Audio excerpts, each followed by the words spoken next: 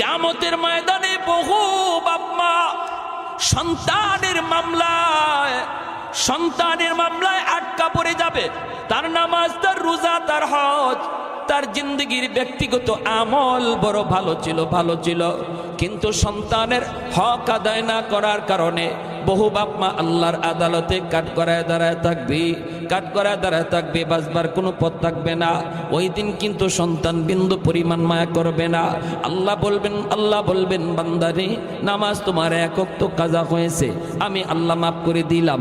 রোজা তোমার 1 ওয়াক্ত কাজা হয়েছে, যাও আমি আল্লাহ মাফ করে দিলাম, এটা আমার হক। কিন্তু সন্তানের হক তুমি নষ্ট করেছো, তারে আমি আল্লাহর পরিচয় শিখাও নাই, ইসলাম ধর্ম সম্পর্কে তারে জ্ঞান দাও নাই, না তারে মুসলমানি শিখাও নাই, যার জন্য আজকে সে জাহান্নামী।